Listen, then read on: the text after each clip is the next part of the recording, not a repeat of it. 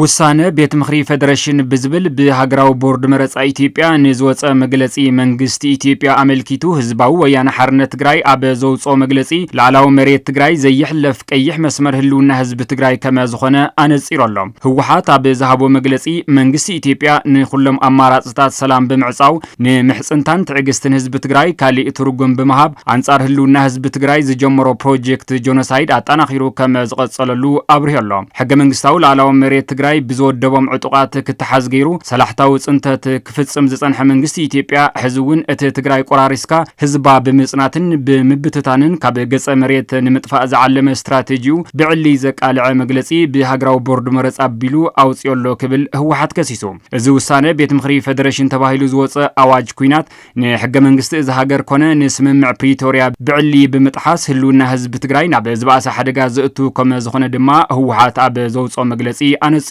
ብምዃኑ እውን ህወሓት ኮነ ህዝብ ትግራይ ብህልውናውን ሕገ መንግስታዊ ላዕላውነቱን ፍጹም ከም ዘይደራደር ኩሉ ክፈልጦ ይግባእ ክብል አብ መግለጺኡ አጠንቂቆሎም ዋላ እኳ ብቀይዲ በተኽ አካይዳ መንግስቲ ኢትዮጵያ ኩሎም አማራጽታት ሰላም እንተተዓጸው ህዝብ ትግራይን ውድብ ህወሓትን አብ ሰላም ካብ ዘሎም ዘይነቃነቕ መትከላዊ እምነት ጽንቃቅ ዕድል እውን እንተሃልዩ ንምጥቃም አብ ትሕቲ ከቢድ ወታደራዊ ከበባ ክልከላ መሰረታዊ ቀረባትን ዕጽዋን ከምኡውን ካልኦት ንስምምዕ ፕሪቶሪያ ሙሉእ ንሙሉእ ዝጥሕሱ ተግባራት እናተፈጸሙ እውን እንተኾነ ሰላማዊ ፖለቲካዊ ዘተ ክግበር አብ ዝጽውዕሉ ዘሎ እዋን ብሃገራዊ መረጻ ቦርድ ዝወፀ መግለጺ ካልእ መልክዕ ጆኖሳይድ እዩ ክብል ህወሓት ነቒፉ እዚ ውሳነ ተባሂሉ ዝወፀ መግለጺ ነቲ ሎሚ ጽባሕ ብመሰረት ስምምዕ ፕሪቶሪያ ናብ መረበቱ ክምለስ ብሃንቀውታ ዝጽበ ዘሎ ውፃእ መዓት ህዝቢ ትግራይ ተበታቲኑ ክተርፍ ዝብይን ብሰንኪ መንነቱ ኩሉ መልክዕ ጨፍጫፍ ንዝፍጽሞ ዘሎ አብ ትሕቲ ወረርቲ ዕጡቃት ዝነብር ህዝቢ ስቃይ ዘናውሕ ቁሉዕ አዋጅ ጆኖሳይድ ከመ ዝኾነ ድማ እቲ መግለጺ ኮኒኑ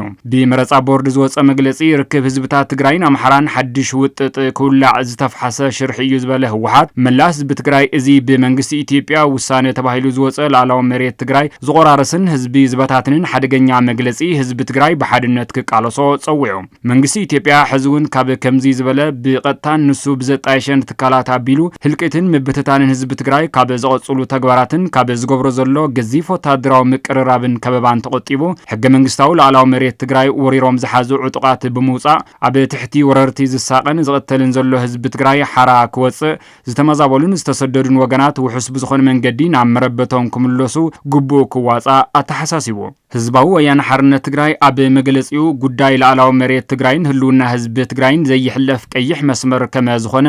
ኣጽንዖት ይህብሎ ኣሎ